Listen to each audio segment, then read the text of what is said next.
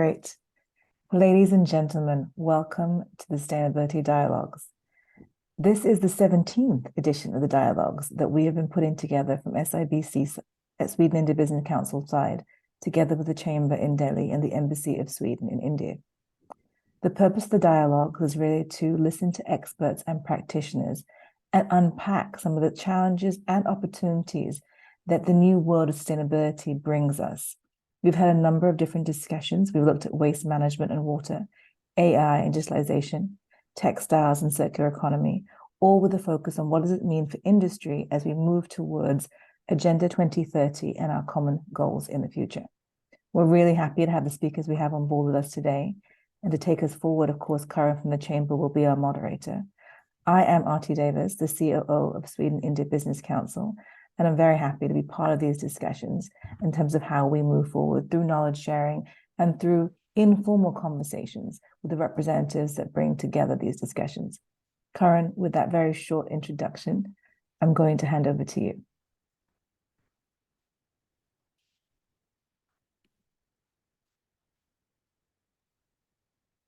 Thank you so much, Aarti. Good afternoon, everyone. A warm welcome. I hope you can all hear me well.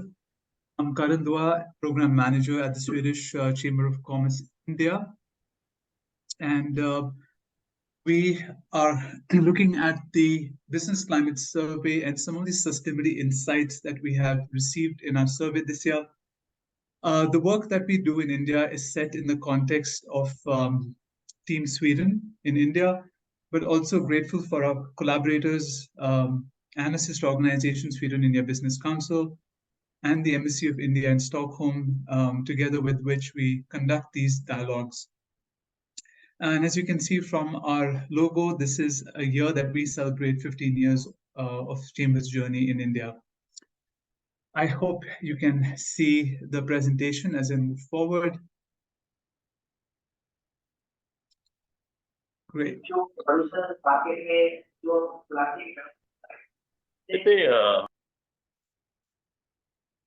All right. If you can see the presentation, you will see that the Swedish companies have been in India for about 120 years. I don't think sorry, Karan, I don't think the presentation is open as far as I can see. Okay. Just a moment.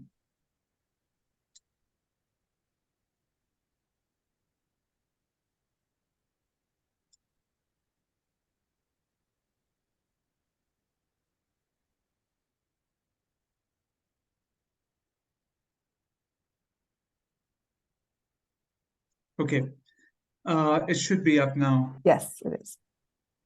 Okay, so Swedish companies have been in India for about 120 years, starting with Ericsson, and 114 companies have been in India for the last 120 years, for the last decade.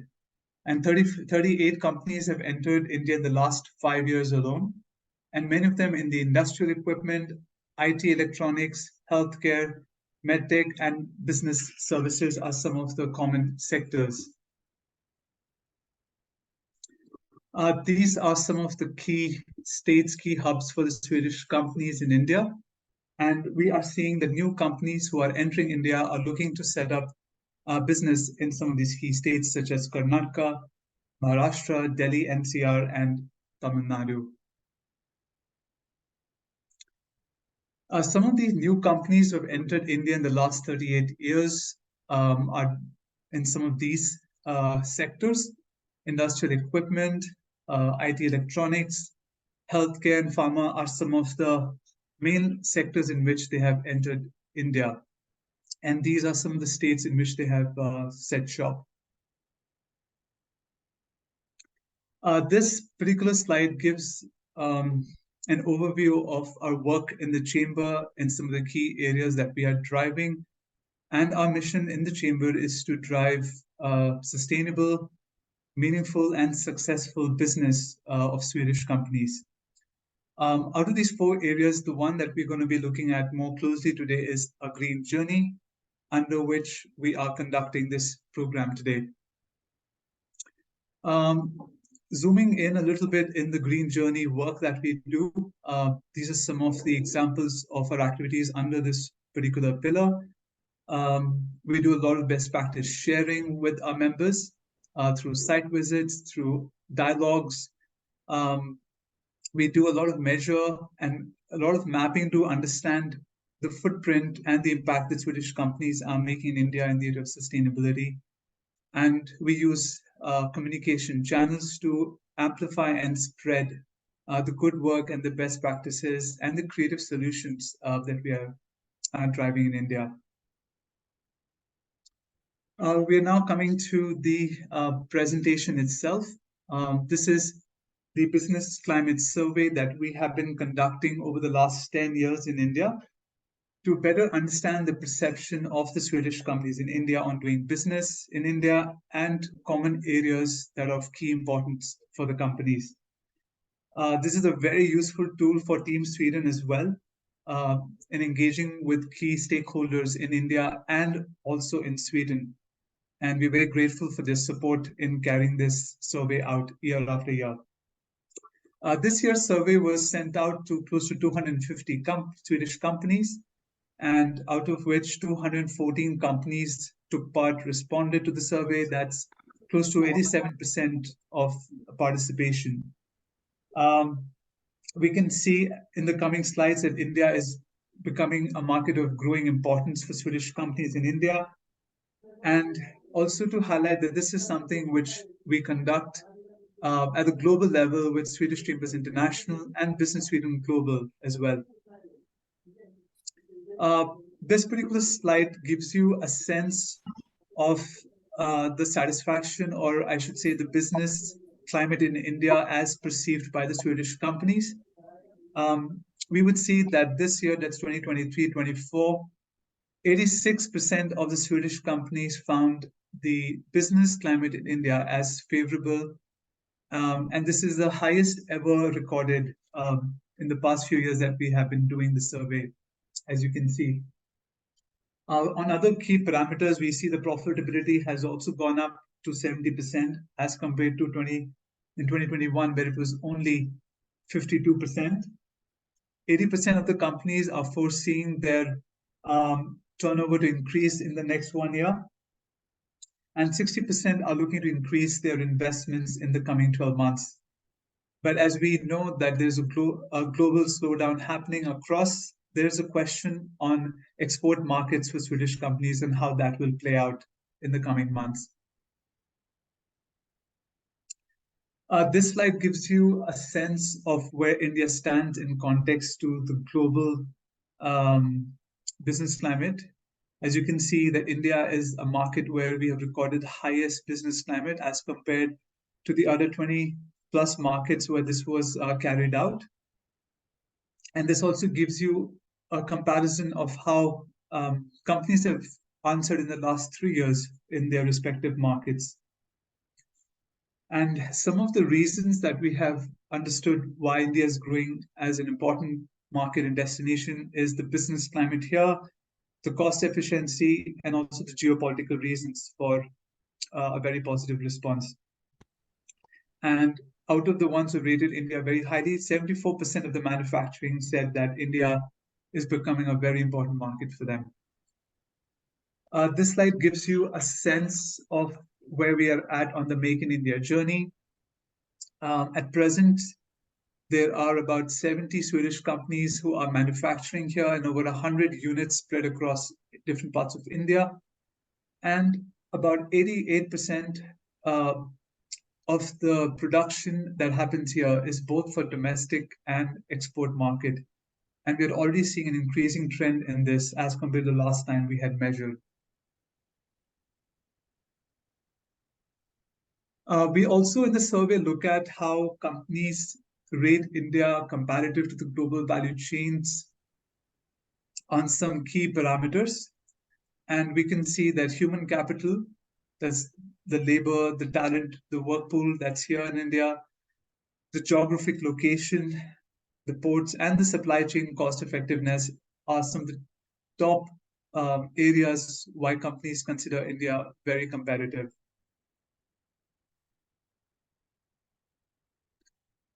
We also look at some key challenges that Swedish companies face in India.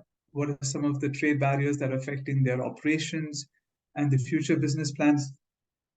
And we already know that custom procedures, level of custom duties, and the local content requirements are some of the key areas that have been difficult.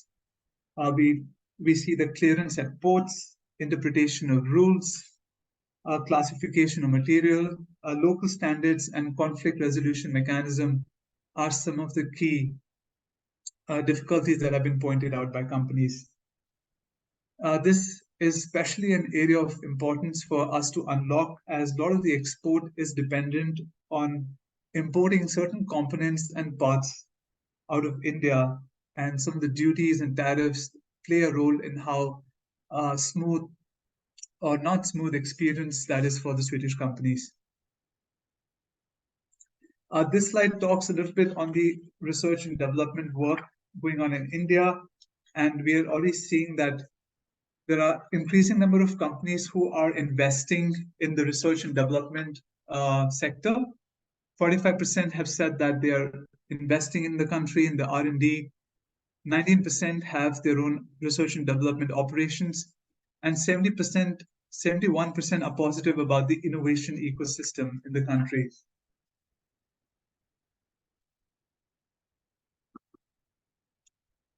When we look at investment from a purely environmental sustainability point of view, we see that 1 out of 4 companies said that they will invest in the environmental sustainability. And we are already seeing an increasing importance, as this was 1 out of 5 companies back in 2019 when we had measured this. When we look at some key targets that Swedish companies have set for themselves in India on different areas of environmental sustainability, we see that some of the key prioritized areas for them are increasing the sustainability of their products, reducing their energy consumption, increasing circularity in their supply chains, in their products, and also how they can source raw material more sustainability in India. We had included some questions specific to net zero and environmental sustainability this year, seeing how this was an area of increasing importance for the companies.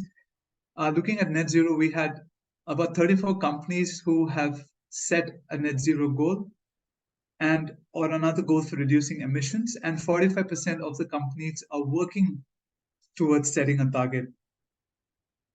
63% companies have a product range that is recyclable to more than 50% today, and 57% are either on target or ahead of target to change or develop the product design to be more sustainable in the future.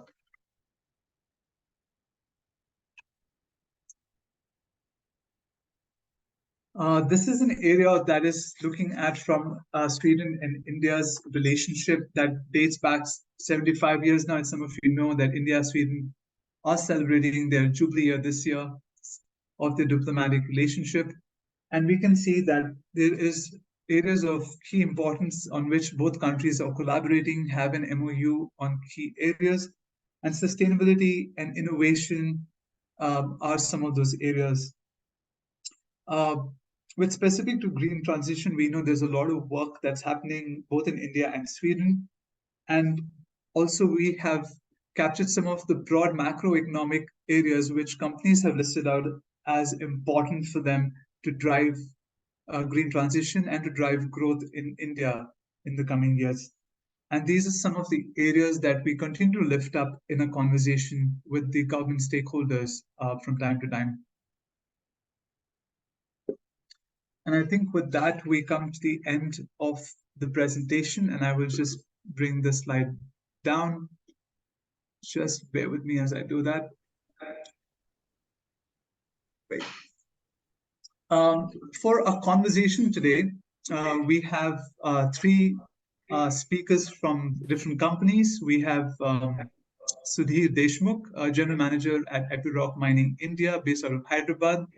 We have Nikita, who is the country sustainability manager for IKEA Retail in India, and Juhi Gupta, Sustainability Director at Tetra Pak India, and also responsible for driving sustainability in the South Asia markets. So, what we want to do for the rest of this event is to have a conversation on some of the insights that we have just seen, what you just heard, and also on some key areas where some of these companies are working in. So this is an open question as I kickstart the conversation to Sudhir, Nikita, and Jugi. Any of you can feel free to start us off. When you hear these numbers, when you see these insights, is there something particular that strikes you, or the first impressions from this as you see this from the broad canvas of the Swedish companies in India and what they're saying?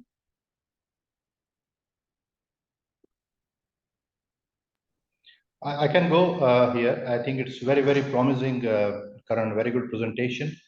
The figures are very encouraging, and as you mentioned, it's more than 75 years the Swedish companies has been in India, and see a great growth in the Swedish companies coming to India, and particularly focusing on the sustainable activities as such. And going forward, I think it can be much stronger and stronger. So I can say it's simple word is very encouraging, and we should able to embrace this in a good way. Yeah.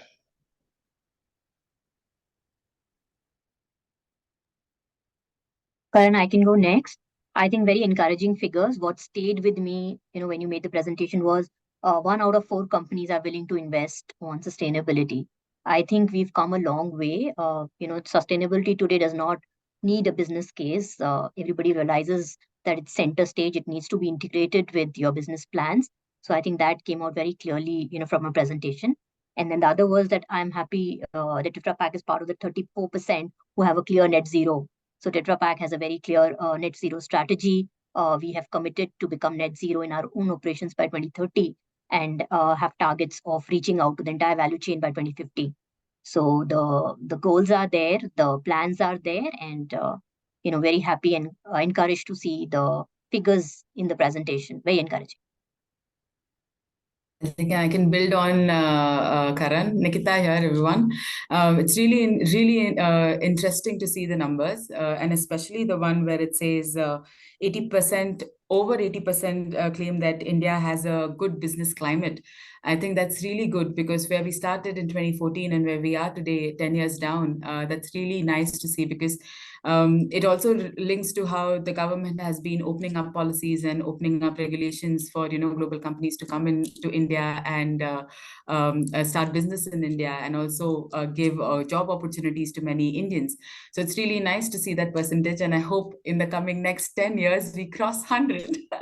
I just hope. But yes, and like Juhi and Sudhir have shared, IKEA also is contributing to the net zero decarbonization targets, and it's really nice to see that we are not alone in this journey. There are many companies together, and there can be a lot of sharing and exchange of knowledge, and also learnings if we have any to share and to grow in a sustainable way. So I think it's really nice, and I would like to share this also with the many co-workers in the company, so that they can also feel proud about this. Yeah, thank you so much. Thank you all. Since Nikita, you have the floor, maybe I'll ask you the next question. So when you look at the broad sustainability landscape in India as it stands today, do you see any interesting or surprising or unexpected trends from a macro perspective? Thank you for asking. It's a very, very interesting question. Like I said, which came out in your presentation, 80% plus is really good to see that we have become a better. India has become a better business climate for the Swedish companies, and I'm sure for European companies. But from a sustainability perspective, I'm very happy to see that government is really focusing on decarbonization. It's very interesting to see that government wants themselves and the companies to really work on renewable energy and on electric vehicle. It is not easy, when we have so many states and so many people to bring everybody on a particular point and say that, hey, let's drive this agenda together and let's contribute to this agenda together. So I feel, that's a very interesting years back or 10 years back, if you would have gone to the government and been like, hey, we want to start a journey on renewable energy, they would have been like, please come later. This is not something that we can fulfill right now. But now when you talk to them and when you go with these ambitions, they're very happy to hear and they're very happy to contribute. And also the hydrogen, the renewable hydrogen source that the government is working on, it's really nice to know that there is a lot of investments, there's a lot of focus, and there's a lot of ask from the government themselves to contribute. So it's nice that they are at the lead and we are the contributors now. So that's a very interesting trend to see. Yeah. True. I agree with you, Nikita. I think that's really interesting how we become co-partners almost in a sense of wanting to do this together. Juhi, when you look at the data, when you look at some of the macro trends in India, is there something you see more unique to the Indian market as compared to what's happening outside India in the EU or other markets?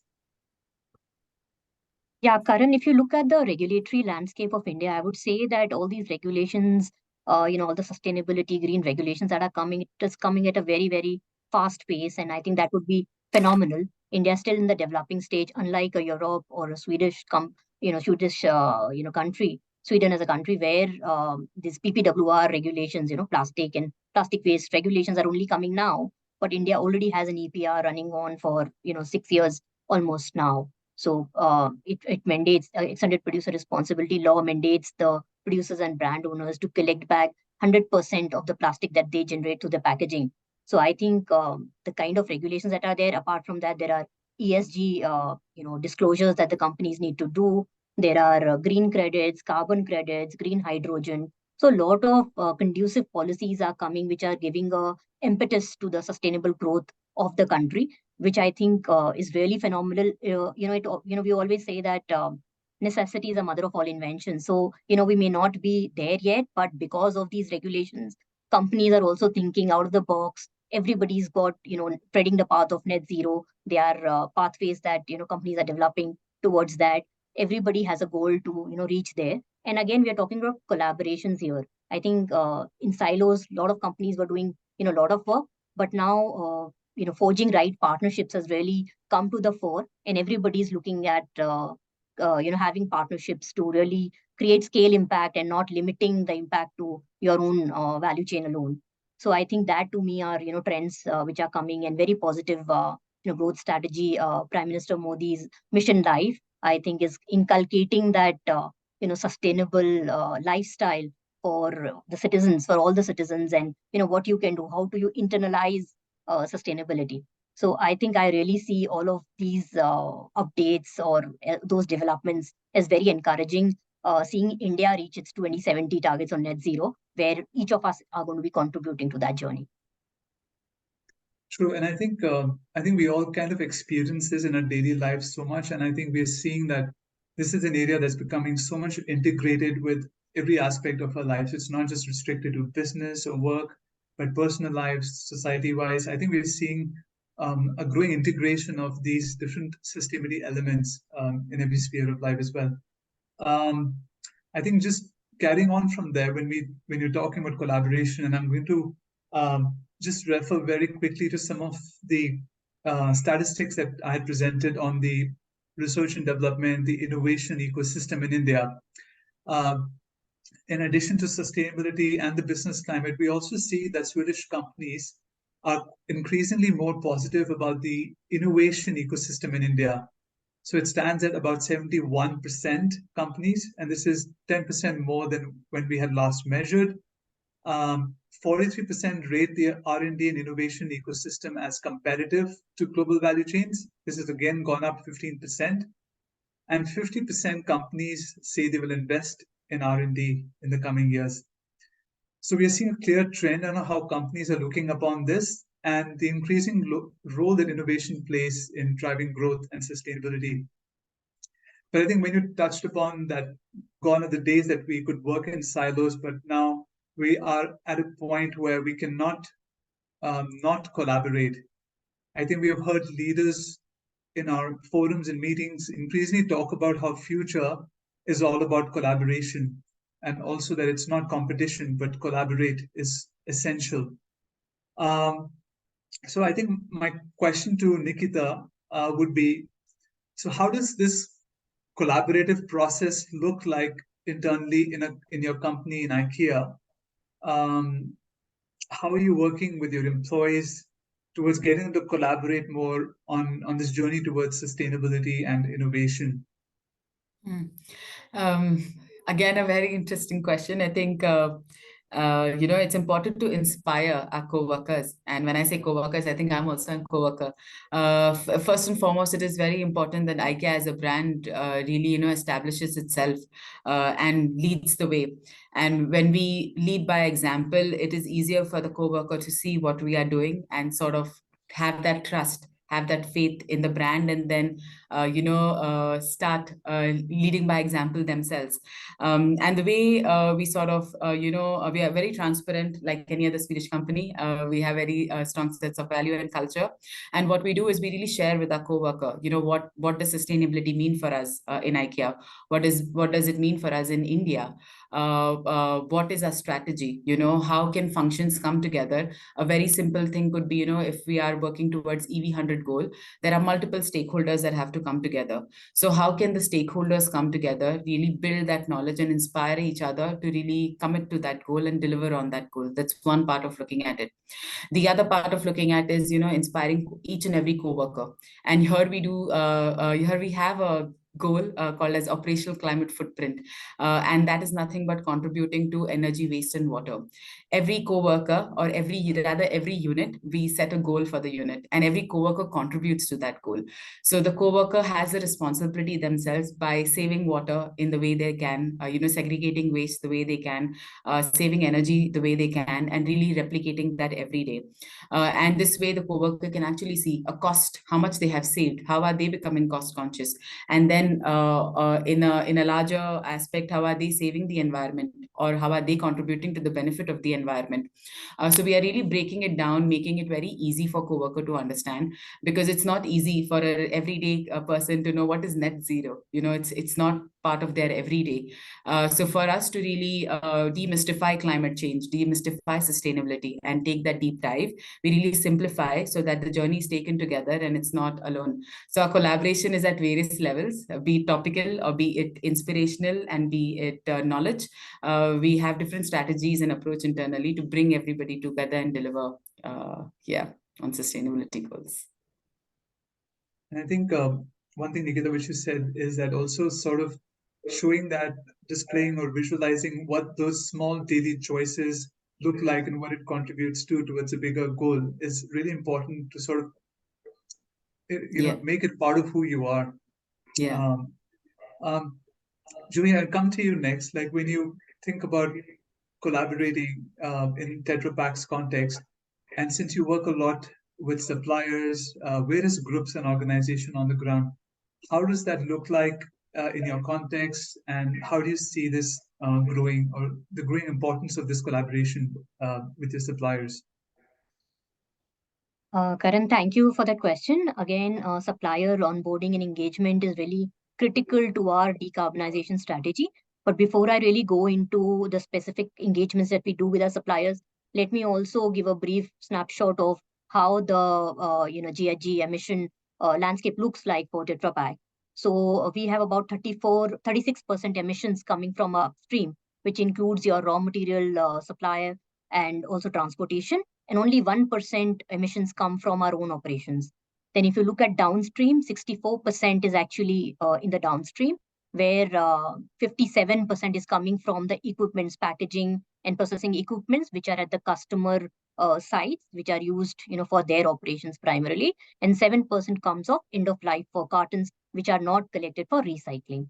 So that's, in brief, a snapshot of Tetra Pak. Now coming back to suppliers, I think we are working very, very closely with the suppliers to ensure they are part of the journey together on the net zero. So we have a program called Join Us in Protecting the Planet. This initiative was launched in 2020, which has got about 95% of our base mat suppliers. And out of the 20-point agenda or the action plan, the key goal is to ensure that their carbon emissions are reduced to 50% by 2030. So that is there. And again, this cannot be achieved without partnership. So we are co-creating solutions. We are really looking at how they can achieve the net zero journeys. We are ensuring that they are also part of these science-based targets that we have taken up for ourselves. Again, apart from that, we're also working with our ink suppliers like Sigwork, which is really big. We are ensuring that they are taking 95% of energy in the site where they're producing ink for Tetrapack. So I think those are some of the examples. Again, if you look at raw material supply itself, every raw material has carbon footprint. So we are ensuring our pathways to have more fiber in our packaging, have more plant-based raw materials, so that we can shift from fossil fuel. So that is again part of the agenda. And I just want to bring in some numbers here. In 2022, we sold 8.8 billion packages with plant-based coatings and 11.9 billion caps with plant-based material. So that helped in lowering carbon dioxide by 131 kilotons of carbon dioxide, which would have been emitted if you would have used fossil fuels. So I think those are some of the examples, concrete examples of how we are partnering with our suppliers. That's really interesting to hear, Vivian, and especially how you see the close linkages between collaboration and innovation as well, coming out with new ways of doing things and new material to work with. And I think that's so important and so integrated as well. Sudhir, I come to you next on this in the context of Epiroc mining, in the work in the sector that your company is in. How do you work with your end customers to help them to collaborate more on with you and with each other on this role of sustainability and innovation? How does that look like in your context? Yeah, it's a good question because the customers are the most important stakeholders apart from the suppliers. The organization first is that the target has been given. Epiroc has decided that throughout the PCs, DCs, and CCs, we will having net zero, and also all the sustainable activities has to take place. And also along with that, we also collaborate with the customers in terms of what exactly we are doing here in various species by virtue of the product that we supply from here are the products which they are going to use in their own areas where they are using Epiroc products. For example, we have introduced the battery operated trucks and also the automatic recharging of the batteries in the mines. Those things we are going to work. And on contrary, our customers are also demanding a lot when it comes to sustainable initiatives are there, which can have a big impact on us to do it. So having taken a reactive decision of Epiroc Group as such to go for a net zero kind of a thing, we are in align with the customers. Customers also require a lot of energy efficient machines, which will also indirectly reduce the energy consumption. It will have an impact on the energy as well. A lot of initiatives has been taken, as you mentioned rightly, Karan, that a lot of investment is going on in the R&D sector, which is a very key activity. So we are open with this kind of discussion with our end customers. That is basically which done by our customer centers and the sales organization that we have. And many a times R&D of our every respective product company are involved in this kind of decision making. Apart from customers, I think we also interact a lot with suppliers because this is going to affect the whole supply chain. So there we are, as Joey rightly mentioned, they are our important stakeholders in the complete net zero and sustainable solution, where we need to have them some kind of preconditions in which they can be improvement and come to the level what we are asking them to do it. So overall, we are going to have this kind of a targets. We keep communicating to the customers in an informal way to them, and our products, when we ship it out, will have this kind of information that what we have done so far. And opportunity comes, we can even have interactive session with the major customers when it comes to what we are doing inside, right from the smallest of a person, from a sales engineer to the toppest executive of Epiroc. Interesting. And I think one thing which I was thinking about is the interplay of different forces at work constantly. Like you have the customers also demanding a certain kind of product, a certain nature of products, more green. The government regulations that also are playing an important role in taking the entire ecosystem forward as well, and how you work within that internally and externally. we're going to shift gears and we're going to go down to a section that is some very interesting trends we have seen in terms of how customers in the private sector vis-a-vis customers in the public sector make purchasing decisions, and how much of the environmental consciousness plays a role when they make a decision. So in this year's survey, we saw that 30% of public customers, that's customers who are government, PSUs, are more conscious of the environment when they make a purchasing decisions. And this was 24% last when we measured it in 2021. So this has seen a 6% growth or an upward shift this year.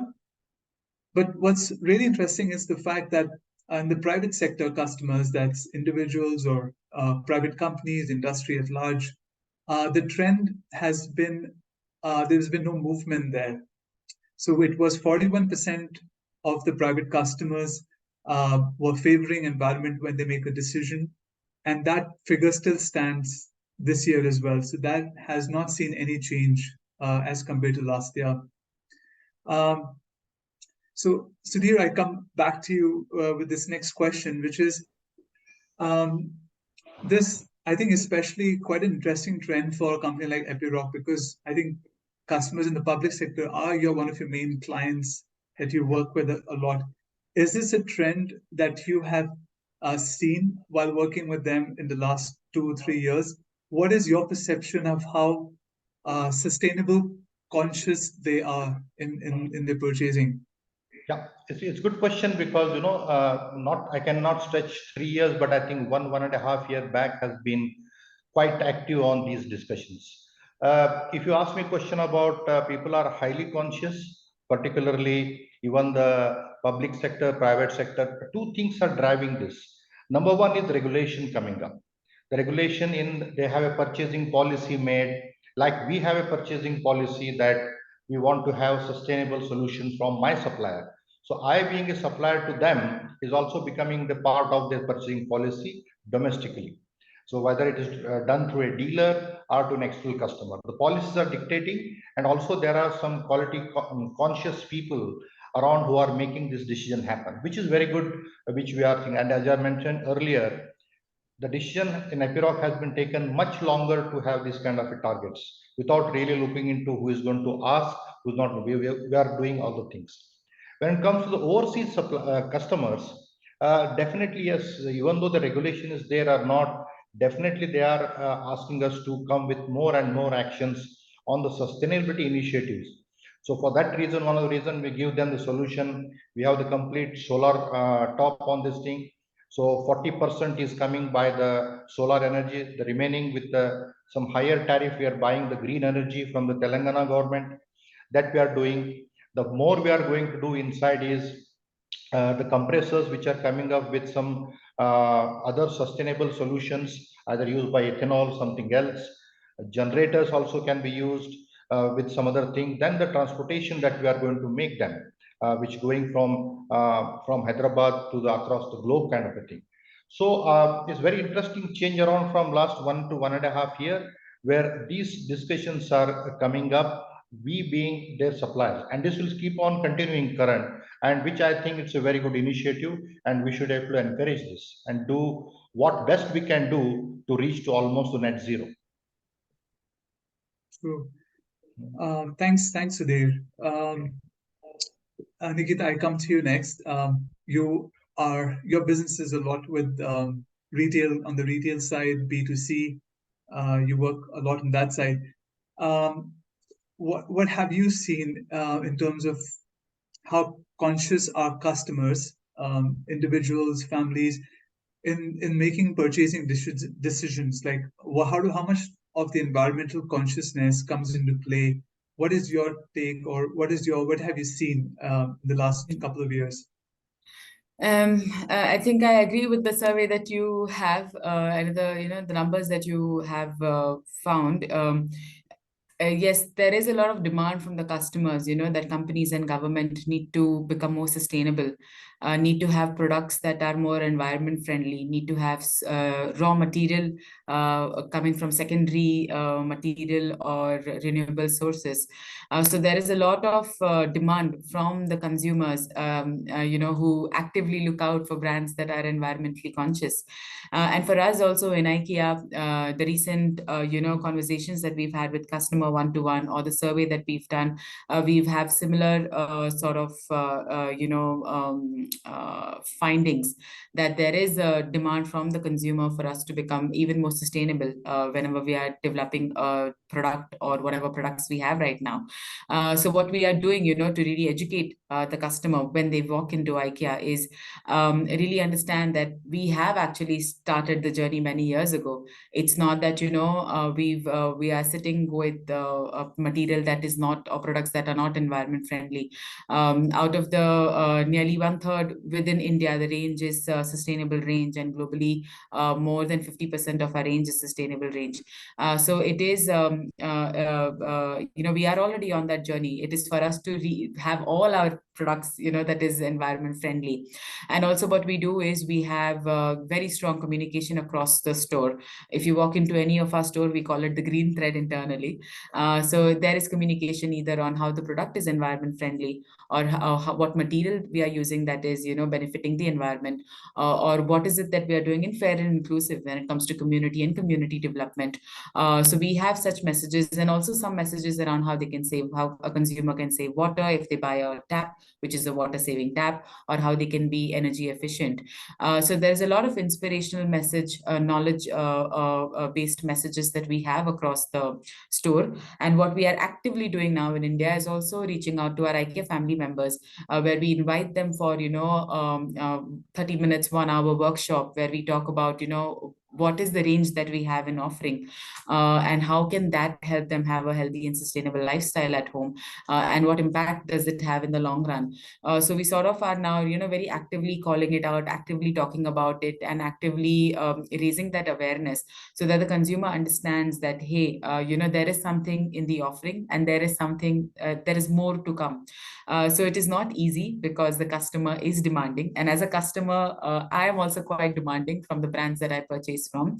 So we can understand really where they're coming from, and it's good for us to have that push and build further.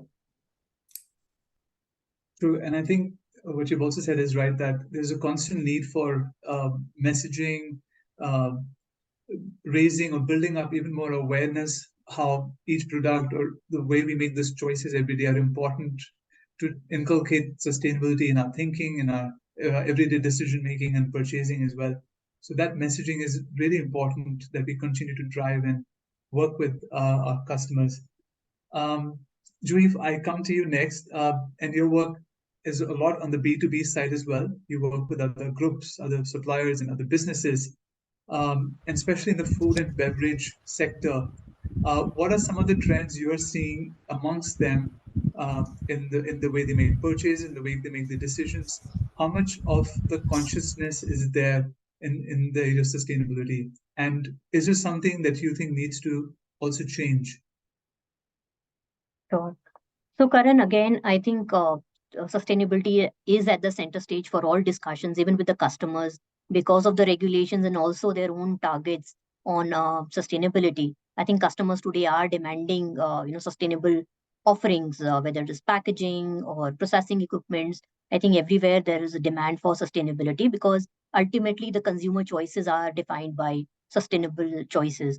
So this is an important factor that we are also seeing in our FMCG business and the customers that we deal with. Our endeavor is to provide packaging which is very sustainable, the most sustainable packaging, which is fully renewable, recyclable, responsibly sourced, and also carbon neutral. So we are aiming towards that. I mentioned about our net emissions, GHG emissions coming from our equipments which are with the customers, whether it is the packaging equipments or the processing equipment. So our endeavor is to bring down those emissions by 50%. So this again is a journey that we are taking ahead with the customers. There is a lot of co-creation happening, a lot of discussions on how we can reduce these emissions. So there's a lot of partnership that is happening. And I can, cite one or two examples of how we are really making this transition on the ground. So we help, a customer move away from conventional blending in juices to a reliable and sustainable new inline blending solutions. So as part of that, it has a potential to lower the carbon footprint by approximately 50% lower, by 50%, and additional 336,000 liters of beverage can be added, per year because of these intervention. Another example that I can, think of is that we've supported a leading Indian beverage company set up 3 plants to produce value-added dairy products. And processing equipment of all 3 plants have the potential to deliver water savings of 3,000 kiloliters, steam savings of 82 billion calories, and chemical savings of 20,000 kg per year. So I think those are really, tangible numbers, and also talks about the great partnership that we are having with the customers on the sustainability journey. Thank you, Juhi. We now come to, I think, the very end of this conversation. My final section that I want to sort of leave with you all. One of the things we had earlier brought up was how we are seeing increasing trend of regulations that are coming in, both in India and from EU as well. And companies have also stated, and we know for a fact, that a supportive regulatory framework is actually quite important and a key enabler in driving change in this area. Some of the specifics, if I can just make a mention, we've seen PLI schemes that have been announced in India, especially for green hydrogen production, electrolyzer manufacturing, and solar modules, the green energy open access rules being some of them. And from EU side, we know CBAM and CSRD are soon coming into effect and will impact how we do our work here and what we export out of India. And also in the BCS, 26% of the Swedish companies have said that the regulatory framework is supportive, and this has gone up from 14% when we had last measured in 2021. So keeping that in mind, and the regulatory framework in general, and the specific changes that have come in the last few years, what is maybe one positive development that you would like, that you're seeing that's encouraging, and one maybe a hurdle or a not so positive development you've seen in this area in the last few years? And this, remembering that we're all aiming for net zero, so positive and negative hopefully should balance each other out. But I'd like to maybe ask Sudhir first, and Nikita and Juhi, what would you say to that? Yeah, thanks. Karan, we have discussed so many positives which have happened so far. From my perspective, I think if I look 1 to 1.5 years back, and what we see today has been a big change in terms of regulations, which has made people to think in that direction toward the sustainable initiatives, to take it individually as an organization, and what government has done. Couple of examples, if you see 2 years back and today, how many electric vehicles have been launched with a lot of features around this thing. Those things are very much in cards. Government has taken a big initiative of starting the hydrogen operated buses in Delhi. That has been this thing. This will give a big impact on our own organization to use these kind of a transportation going forward. Lot of support they have given for the startup companies to come up with a lot of sustainable solutions, kind of a thing. We have seen industries coming up in thinking about using plastics to make into shoes and putting into recycling, kind of a thing. So many good examples are there where we can learn, and regulations have been quite okay there. There's no problem about that. More than negative, I can put you as more challenging a thing. I think going forward, the speed has to take up. I mean, that's where we should able to do, because we know that we have still a long journey to accomplish here in India. So the speed is very important. So there are some areas in which certainly we might require some time, and wherever there are areas where we can speed up things, like for example, the charging stations can come much faster, so that you still encourage these cars and everything to be charged at different, where we can have very big impact on the CO2. More than negative, I can say that it should be the speed in which we are going to move forward. Yeah. Thank you, Sudhir. I think I can go, Juhi, if that's okay. So I think I can build on what Sudhir said. There are so many good things happening, especially in decarbonization within the Indian sustainability landscape. And it's really good to see that the regulations are also favoring companies like us, and they are inspiring us to do more and even empowering us in many places to do more. However, again, it's not a hurdle, it's not a challenge, but the speed. And I really appreciate that word being used, because I think that is what is required right now. If when we are investing so much in electric vehicle, or when we are investing so much in solar panels, we need something that supports that infrastructure. So we need, for example, charging points. When I talk about, for example, last mile delivery that we would like to do in IKEA, we want to have that 100%. Right now we are at 50%, and we can only scale up if we have infrastructure where the vehicle can be charged, be it IKEA vehicle or be it a third-party vehicle. And that is somewhere, we need to bring in that speed. And we have to work together, because it cannot be, a private winning and government losing, or government winning and private losing. There has to be a win-win situation. And it's not easy to reach there, but I think that communication and speed is very important. And also when it comes to zero waste, or zero waste to landfill, a very simple example again would be to do with electric vehicle batteries or the solar panel. We need to really have there is innovation, there is technology, but a very cheap technology should be available to recycle these things, because the more we go towards renewable energy, there is another layer of waste that is coming into our ecosystem. So how do we work with it, and how do we take care of that? We need to start thinking today for tomorrow. So I think I will pass on to Juhi now. Thanks, Nikita. I think I agree with what both you and Sudhir mentioned.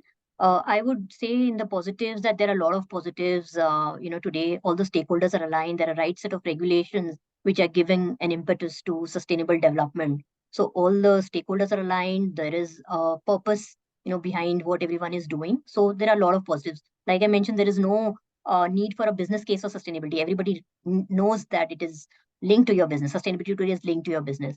So a lot of positives there. What I would say in negative again, I also think it's not negative, but it's an opportunity. There's a gap in capability building today. While there are so many regulations, nobody is questioning the why of it. People agree that we need to do it, but how is what is missing. I mean, there are a lot of regulations. How do you interpret it? How do you really, move things on ground? How do you transition from the law, which is on paper, to actually translate it on ground? Those are some things that we should look at. Knowledge should be there, right? Resources should be there, which can help in transitioning to a sustainable economy, to a circular economy. So we need transformation in innovation, in technology, right? Resources and knowledge, I would say. Great. Thank you. Those are some really, really good points, and I think very valid points as well. What we would do now, as we come to the end of the question answer time, we have the opportunity now for all of you who have joined this meeting to raise a question or comment upon what you've just heard from the presentation that I had made, and or from what you've heard from the speakers. So you have a couple of minutes if you'd like to unmute and ask a question or make a comment. Yes, good evening all. I'm Mukesh. Thanks, Karan, for organizing such a good session and involving the corporates, those who are doing a good work and taking a leadership in sustainability. So my question specifically to Juhi or even Nikita, as you know that for sustainability, it's very important to engage the supply chain partners so that it's as we know that it's not a company can achieve it alone. We need collaboration, we need partnerships, and we need to engage the supply chain to achieve the sustainability goals. So what kind of challenges do you face when you engage supply chain partners, and how do you get their buy-in so that sometimes for our corporates, it's good to have their goals and they have budgets in hand. But for supply chain, how do you involve them, and what kind of challenges are you facing? This is what I want to know from you, from your experience. Sure, Mukesh, I can go first and then probably I'll pass it on to Nikita. So, I also mentioned about, how we are trying to partner with our suppliers and our customers, at both ends of the spectrum to really meet our sustainability targets, and not just ours, but also theirs. Because if you see our snapshot of emissions, only 1% lies in our own operations, while 99% lies outside. So it is very, very important to have that engagement, and the challenges that you bring, you talked about, whether it is the budgetary outlay or even the vision. I think a lot of work needs to be done. I wouldn't say we are there. It's a continuous, constant journey that we need to undertake with the suppliers and customers to really have a commonality or shared goals or shared vision in terms of sustainability, and build brick by brick of our plans of how we need to achieve net zero together, not just serving Tetra Pak purposes, but also how the suppliers can bring this about. So we have code of conduct, for example, with our suppliers. So again, what is there in paper, but how it translates on ground is very, very important. And we work very closely with them to have this shared vision on sustainability. A lot of knowledge sharing and development on the goals happen together with the actors in the value chain, be it suppliers or customers. So there are challenges, I mean, that you highlighted are there, but it would take time.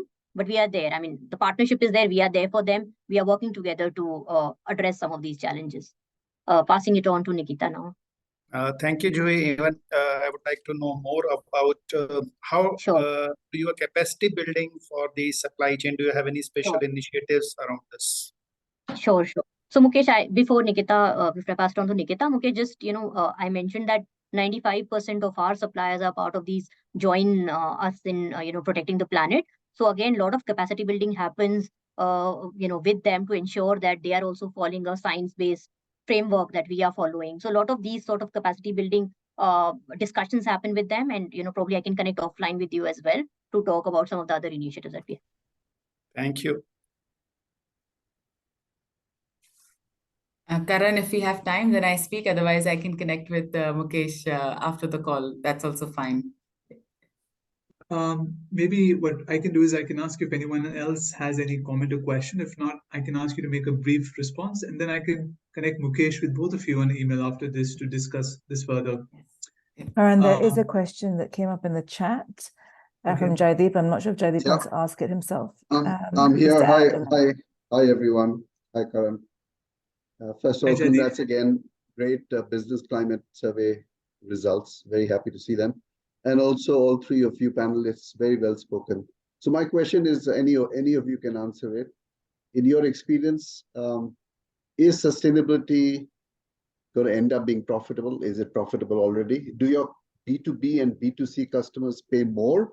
Are they willing to pay more for sustainable products? Because at the end of the day, it requires innovation, it requires technology, it requires a change in processes or materials. And of course, that very often forces products to become more expensive. So how do you look at this? Yeah, I mean, it's a very interesting question. Huh? I mean, it's directly going to the business perspective, but I think, yes, there is a commercial impact coming on the end products. But if you convince them in a correct way, I think the price is not a problem, right? This is what we have seen in Epiroc, because the benefits that we get, both as we are the supplier and the customers, are very high. We are talking about planet, we're talking about sustainable solution and a long-lasting future for the future generations to come. And where we have seen that in some of the suppliers where they have taken initiatives, they also have given some cost reduction measures where they can mitigate this cost which is coming up, particularly if they use some high renewable energies producing themselves by using some hydrogen plant. So it's a discussion across the table and coming to a right solution. But generally, when we do these initiatives, normally this is not a part of discussion. These kind of things are there. But generally, it comes across and talk to the customers according to that. So it's well settled between them. So this is my experience about when you take about sustainable initiatives. Yeah. Thank So you, I can. Sudhir. Sorry, Karan, I can also probably just add on because, Jaideep also comes from Tetra Pak. So I know where his question is, emanating from. So, a lot of times sustainability is an easy sell when there is a productivity drive, when it is, looking at cost savings and, customers are really gung-ho about it. But I think the time has come now that you don't look at it only from a short-term productivity solutions, but from a long-term gain. And a lot of these policy directives that are there are pointing out in these directions. And again, like I mentioned, the external commitments on sustainability or your net zero are at least, getting the customers there. It's a long journey. We are not there yet, but I'm sure, together, we can achieve net zero goals for ourselves and for our customers and suppliers. Thanks, Joey, and thank you, Jaideep, for your question. Considering that we are at 4 now, and we would not like to run over too much, I just want to thank Sudhir and Nikita and Juhi for being part of the panel today. Thank you so much for your engagement and input, and to everyone who's joined in to listen and engage on this. With that, I hand it to Aarti to close off the session today. So over to you. Thanks so much, Karan. I think, again, in keeping track of time, I'll just say it's been a really interesting discussion. Of course, as you unpack some of the questions, things can be discussed more and more. One of the things I'd like to take away from this that all three panelists have said is the need for speed. But in order to achieve that speed, the need for skilling and keeping everyone informed becomes really critical in terms of the stakeholders as well as the regulators. So that's something, of course, there can be so many more discussions about, and we hope to do that in the coming dialogues. But for right now, thank you all for being here, for giving us your time. And of course, to connect offline is critical in conversations like this. Thank you so much. Thank you. Thank you. Thank you for having us. Thank you, everyone. Bye. Thank you. Bye. Thank you all.